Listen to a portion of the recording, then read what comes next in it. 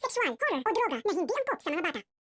Ikinagulat ni Miss Vanna nang muli niyang makita si Jenny sa kanyang harapan matapos nga niyang sabihin dito kay Miss Vanna na isinusuko niya na ang lahat ng kanyang mga pangarap dahil inaayawan na siya ng tao.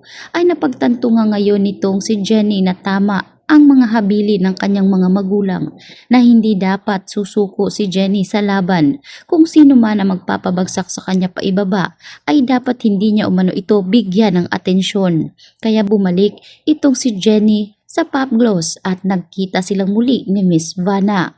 Malaki ang potensyal ni Jenny kaya umanuan niya ni Miss Vanna na hindi ito dapat isinusuko ni Jenny.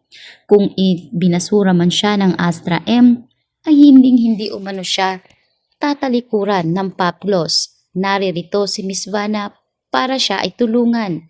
Kaya ipinangako ni Jenny kay Miss Vanna na magmula ngayon ay hindi na umano niya bibigyan ng atensyon ang kanyang mga bashers, bagay na ikinatuwa ni Miss Vanna. Kaya naman sa puntong iyon ay tinawagan na ni Miss Vanna ang kanyang asawa upang ipakilala na ito kay Jenny.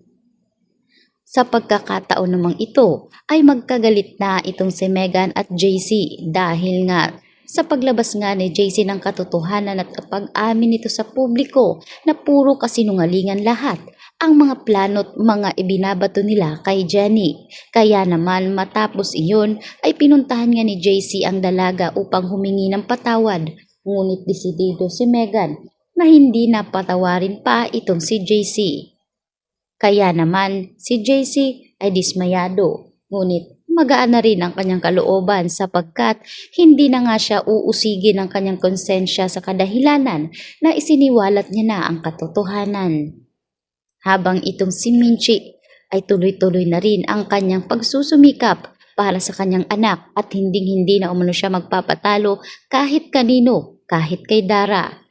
At ngayon ay sasamahan umano ni Minchi ang kanyang anak sa kahit anong performance nito tulad ng ginagawa niya noong una dahil kinakailangan ni Jenny ng suporta ng kanyang mga magulang lalo na sa malaking problemang kinahaharap ngayon ng dalaga.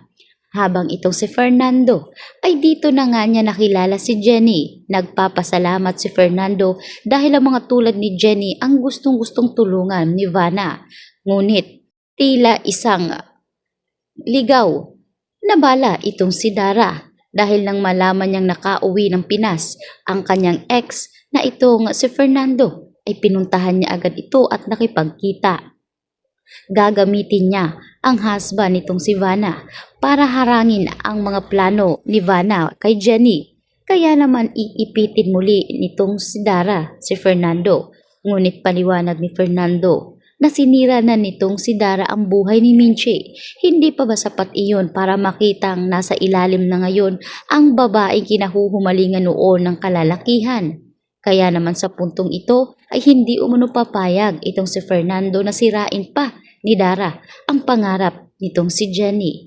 Maling-mali umano ang ginawa ni Dara. Kahit ang anak nitong si Megan ay hindi umano nagugustuhan ni Fernando ang mga ibinabato kay Jenny. Kaya naman mas mabuti umano kung bumalik na itong si Dara sa Astra M at pagsumikapan na makabangon muli ang Yumi dahil bali-balita umano ni Fernando na unti-unti ngang umaatras ang mga collaboration at mga advertisement dito sa Yumi dahil sa nangyari nga dito kay Jenny.